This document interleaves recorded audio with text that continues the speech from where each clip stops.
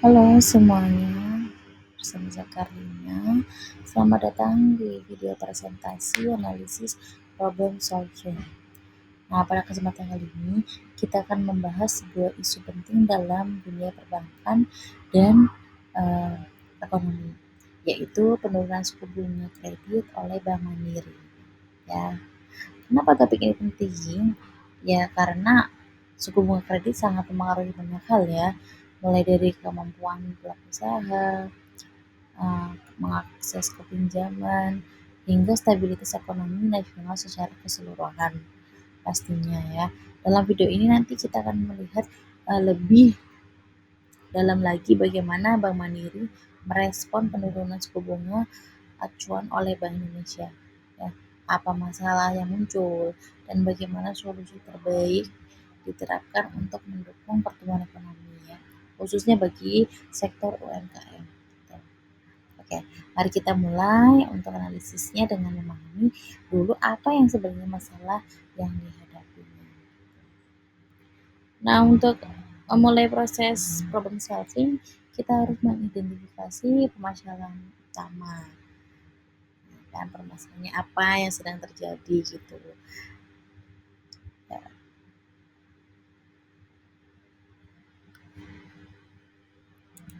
Oke. Pada kasus ini, Bank Mandiri menurunkan suku bunga kredit dari sekitar 7,17% menjadi 6,7% setelah Bank Indonesia juga menurunkan suku bunga acuannya. Gitu. Penurunan ini terdengar positif, namun di balik itu ada sejumlah tantangan yang muncul. Kan? Misalnya, kan, apakah penurunan suku bunga ini benar-benar bisa mendorong kayak permintaan kredit baru gitu ya kan? Bagaimana dampaknya terhadap pendapatan dan margin keuntungan banknya gitu. Terus apakah semua segmen debitur itu terutama UMKM ya bisa merasakan manfaat dari penurunan suku bunga ini gitu. Dan bagaimana penurunan ini mempengaruhi stabilitas sistem keuangan dari resiko kredit macet ini. Nah, inilah yang akan menjadi masalah nanti dalam pembahasan yang akan kita bahas. Bagaimana Bank Mandiri bisa menurunkan suku bunga kredit tanpa mengorbankan kinerja kinerja keuangannya gitu, ya kan? Sambil tetap mendorong pertumbuhan ekonomi gitu, khususnya untuk sektor UMKM. Nah, selanjutnya kita akan masuk ke tahap analisis masalah dan melihat lebih dalam siapa saja yang terlibat dan apa saja faktor yang mempengaruhinya.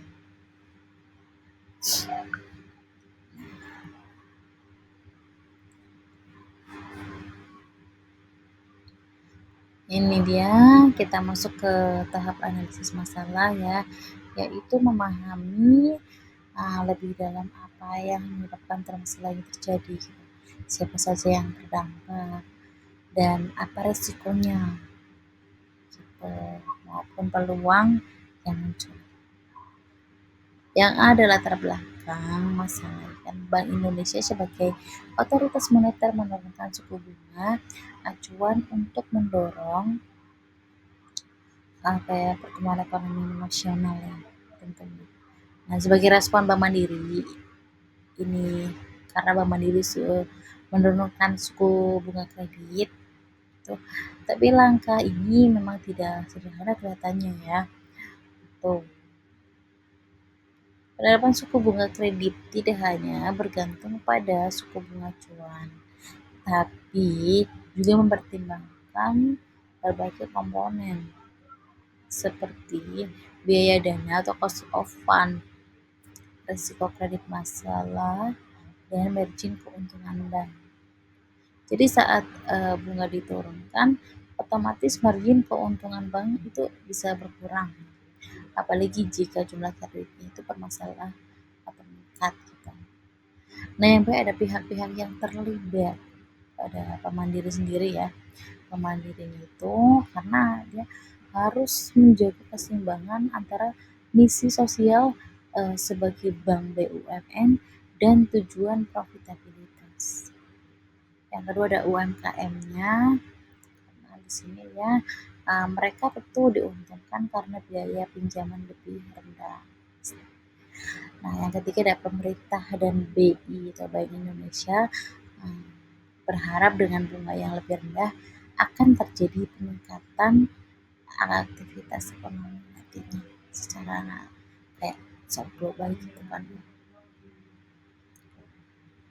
Yang ke-C ada tantangan utama ya. Tantangan ini ada beberapa tantangan gitu ya yang dihadapi, seperti tidak semua debitur itu langsung merasakan penurunan suku bunga ini ya, karena banyak kredit masih kayak berjalan atau belum jatuh tempo waktunya.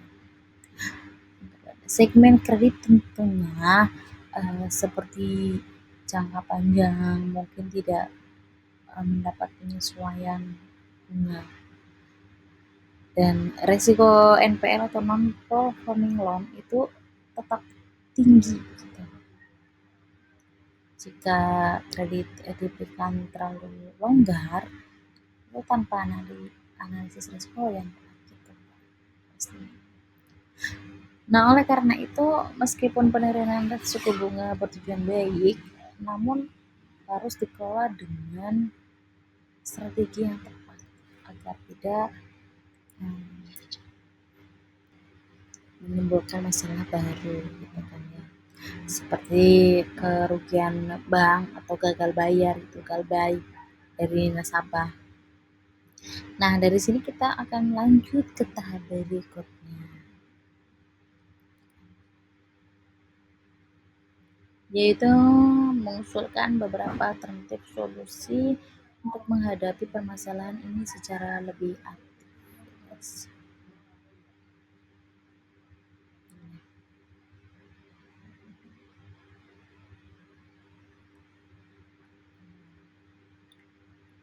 Nah, setelah kita memahami tantangan dari kebijakan penurunan suku bunga kredit, sekarang mari kita masuk ke tahap penting dalam problem solving, yaitu merumuskan beberapa alternatif. Tujuan dari solusi ini adalah agar Bank Mandiri tetap dapat mendukung pertumbuhan ekonomi nasional tanpa mengorbankan kesehatan keuangan perusahaan. Solusi yang pertama itu ada penyesuaian suku bunga secara bertahap dan tersegmentasi.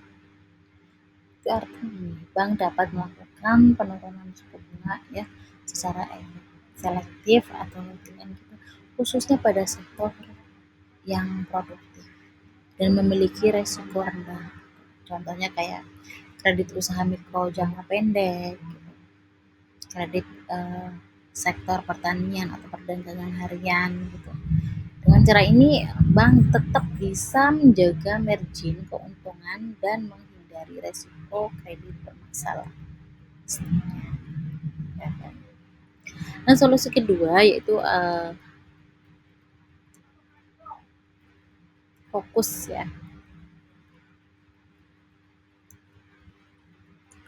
pada kredit UMKM.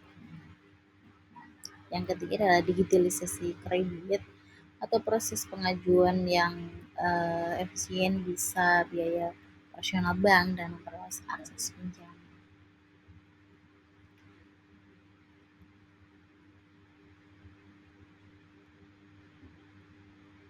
Yang keempat adalah edukasi dan pendampingan UMKM.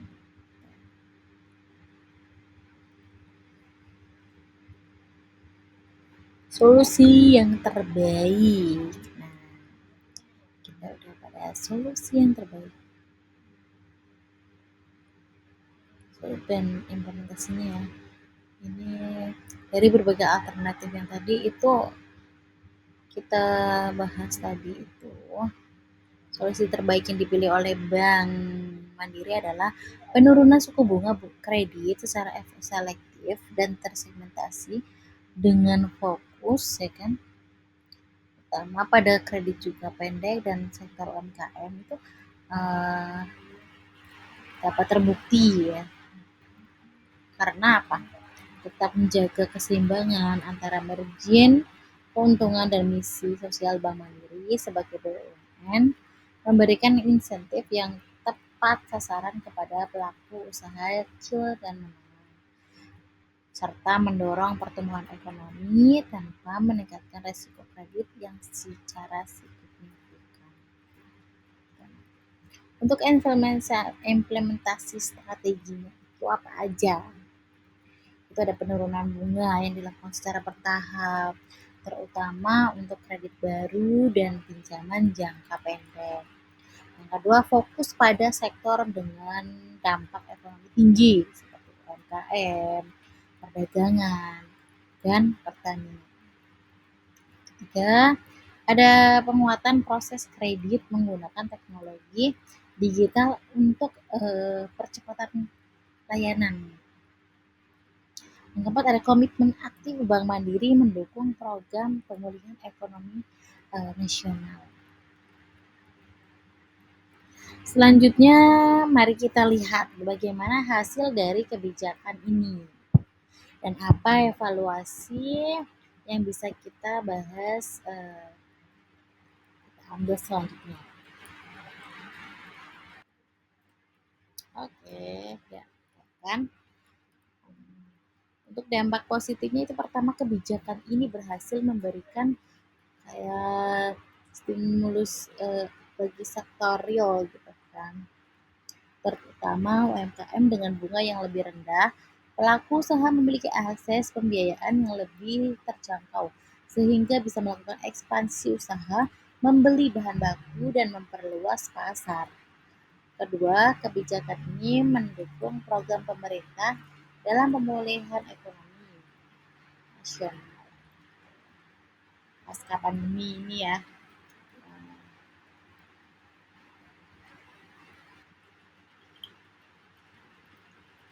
Ya, dengan cara gitu ya, dengan memperkuat perputaran uang di masyarakat melalui kredit produktif.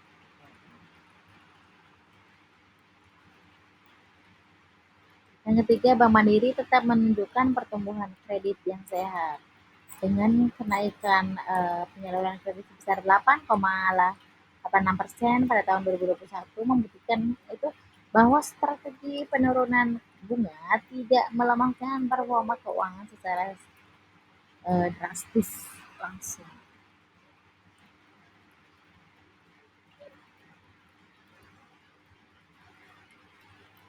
Nah, jadi tantangan utama Bank Mandiri ini dan bank lainnya itu ke depan adalah menjaga keseimbangan antara akses kredit yang luas dan kualitas kredit yang sehat.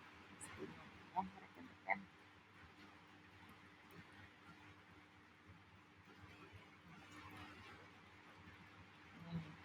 Fokus pada sektor produktif, peningkatan kualitas layanan dan edukasi kredit seperti saat itu. Jadi kesimpulan peluang hubungan kredit ini, ya. Rekomendasinya, pemerintah dan bank lainnya bisa mengadopsi pendekatan ini untuk mempercepat pemulihan ekonomi. Perlu transparansi dan evaluasi berkala terhadap dampaknya. Itu rekan-rekan ya.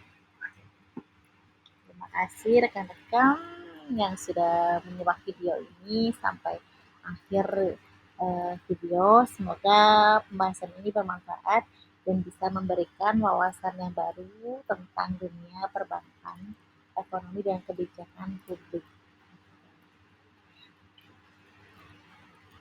Kurang dan lebihnya video yang saya bawakan ini, saya mohon maaf. Sekali saya harus mengecek ini PPT-nya. Semoga depannya lebih baik lagi. Terima kasih. Saya Karlina. Bila kita Wassalamualaikum warahmatullahi wabarakatuh. Sampai jumpa di sesi berikutnya. Bye.